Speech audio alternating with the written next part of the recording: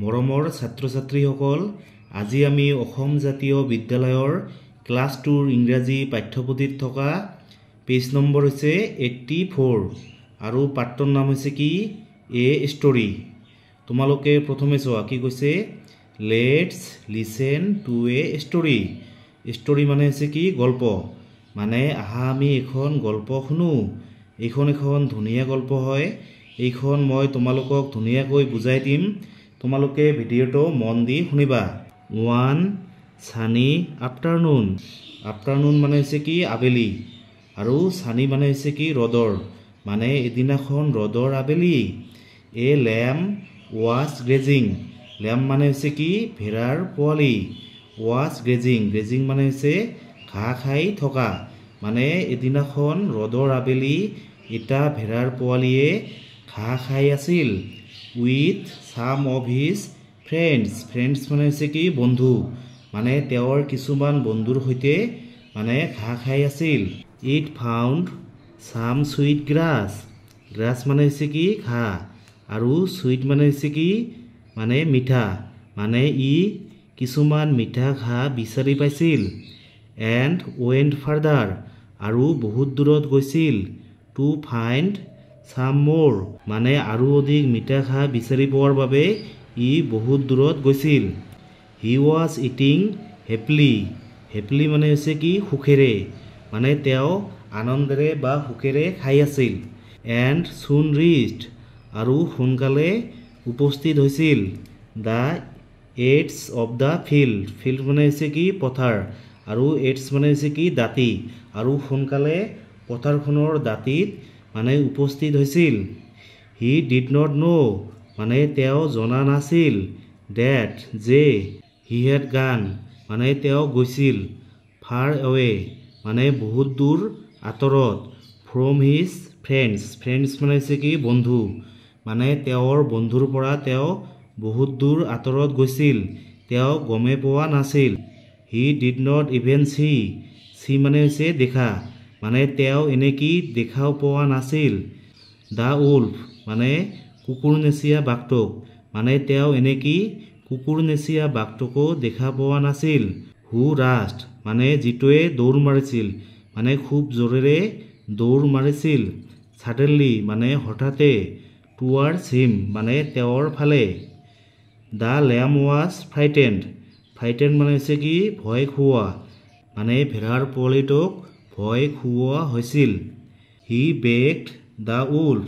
Wolf মানে হৈছে কি কুকুৰনেচীয়া বাঘ, মানে তেওঁ কুকুৰনেচীয়া বাঘটোৰ পৰা ভিক্ষা খুজিছিল। Not to eat him up. মানে তেওঁক নোখোৱাৰ বাবে, মানে ভেড়াৰ পোৱালিটোৱে কুকুৰনেচীয়া বাঘটোৰ পৰা মানে ভিক্ষা খুজিছিল। হি ছেইড মানে তেওঁ কৈছিল, ভেড়াৰ বাচ্চাটোৱে কৈছিল, please do not it me now. মানে অনুগ্ৰহ কৰি তুমি মোক এতিয়াই নাখাবা। নাও মানে হৈছে কি এতিয়া। ইউ উইল ফাইণ্ড মি মানে তুমি মোক পাবা। মাছ টেষ্টিয়াৰ মানে বেছি সোৱাদযুক্ত। ইফ ইউ ৱেইট যদি তুমি অপেক্ষা কৰা। ফৰ সাম মোৰ টাইম মানে আৰু অলপ সময় যদি তুমি অপেক্ষা কৰা, তেনেহ'লে তুমি মানে মোক খাই মানে বেছি সোৱাদ পাবা। The wolf এগ্ৰিড। এগ্ৰিড মানে হৈছে কি সন্মতি হোৱা, মানে কুকুৰনেচীয়া বাঘটোৱে সন্মত হৈছিল।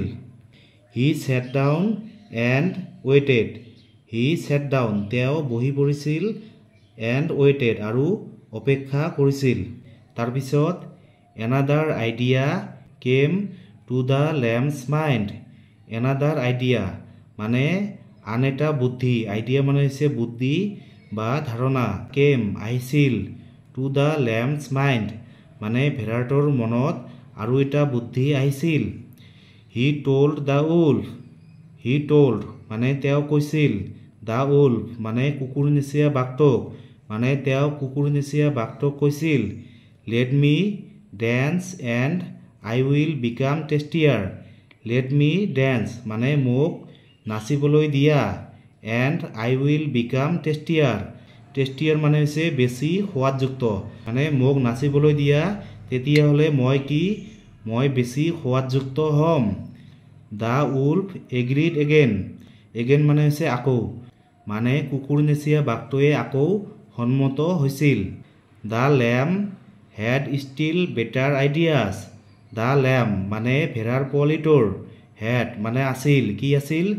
Still better ideas. আইডিয়াছ মানে হৈছে মানে বুদ্ধি বা ধাৰণা, আৰু বেটাৰ মানে হৈছে কি? বেছি ভাল। মানে ভেড়াৰ পোৱালিটোৰ কি আৰু বেছি ভাল বুদ্ধি মনত আহিছিল। He then requested the wolf. He then মানে তেওঁ, তাৰপিছত ৰিকুৱেষ্টেড মানে অনুৰোধ কৰিছিল, দ্য উল্ফ মানে কুকুৰনেচীয়া বাঘটোক, মানে তেওঁ তাৰপিছত কুকুৰনেচীয়া বাঘটোক মানে অনুৰোধ কৰিছিল, প্লিজ ৰিং মাই বেল মানে অনুগ্ৰহ কৰি মোৰ বেলটো বজাই দিয়া, হাৰ্ডাৰ। হাৰ্ডাৰ মানে হৈছে খুব জোৰেৰে। ছ' ডেট মানে যাতে, আই কেন ডেন্স ফাষ্টাৰ মানে মই বেছি জোৰেৰে ডেন্স কৰিব পাৰোঁ। মানে ভেড়াৰ পোৱালিটোৱে কি কৈছিল যে মোৰ ডিঙিত থকা বেলটো তুমি খুব জোৰেৰে বজাই দিয়া, যাতে মই খুব জোৰেৰে মানে কি ডেন্স কৰিব পাৰোঁ। দ্য উল্ফ ৰেডিলি এগ্ৰিড মানে কুকুৰনেচীয়া বাঘটো সহজতে মান্তি হৈছিল। He started ringing the bell. He started মানে তেওঁ আৰম্ভ কৰিছিল, ৰিংগিং দ্য বেল মানে বেলটো বজা আৰম্ভ কৰিছিল, ভেৰি হাৰ্ড মানে খুব জোৰেৰে। অন দিছ মানে ইতিমধ্যে, দ্য শ্বেপাৰ্ডছ মানে ভেড়া পালকসকলে, হাৰ্ড মানে শুনা পাইছিল, দ্য বেল মানে বেলৰ শব্দ শুনা পাইছিল, এণ্ড চেণ্ড দেয়াৰ ডগছ আৰু সিহঁতৰ কুকুৰবোৰ পঠিয়াই দিছিল, টু ফাইণ্ড মানে বিচাৰি উলিওৱাৰ বাবে, দ্য লেম্ব মানে ভেড়াৰ বাচ্চাটোক। মানে ইতিমধ্যে মানে ভেড়া পালকসকলে মানে বেলৰ শব্দ শুনা পাইছিল আৰু সিহঁতৰ কুকুৰবোৰক মানে ভেড়াৰ পোৱালিটোক বিচাৰাৰ বাবে পঠাই দিছিল। দ্য ডগ ৰান ফাষ্ট মানে কুকুৰবোৰে খুব জোৰেৰে দৌৰ মাৰিছিল, এণ্ড ৰিষ্ট আৰু উপস্থিত হৈছিল, দ্য স্পট। স্পট মানে হৈছে ঠাই, মানে সেই ঠাইখনত, উইদিন এ ফিউ ছেকেণ্ডছ মানে কেইবা ছেকেণ্ডৰ ভিতৰত মানে সেই ঠাইত উপস্থিত হৈছিল।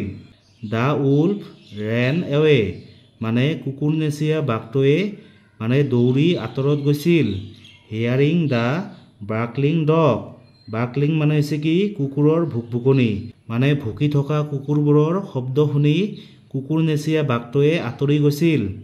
Das the lamb was saved মানে এনেকৈ ভেড়াৰ পোৱালিটো ৰক্ষা পৰিছিল। এণ্ড চুন হি জইণ্ড আৰু সোনকালে তেওঁ জইন কৰিছিল মানে যোগদান কৰিছিল, হিজ ফ্ৰেণ্ডছ তেওঁৰ বন্ধুবোৰৰ সৈতে, ইন দ্য ফিল্ড মানে পথাৰত, মানে পথাৰত থকা বন্ধুবোৰৰ সৈতে তেওঁ সোনকালে যোগদান কৰিছিল। তোমালোকে এই গল্পখনৰ পৰা কি বুজি পালা? যে আমাৰ যদি বুদ্ধি থাকে তেনেহ'লে আমি যিমানেই বিপদত নপৰোঁ কিয় আমি তাৰ পৰা বাচি আহিব পাৰিম। মানে বুদ্ধি যাৰ বল তাৰ।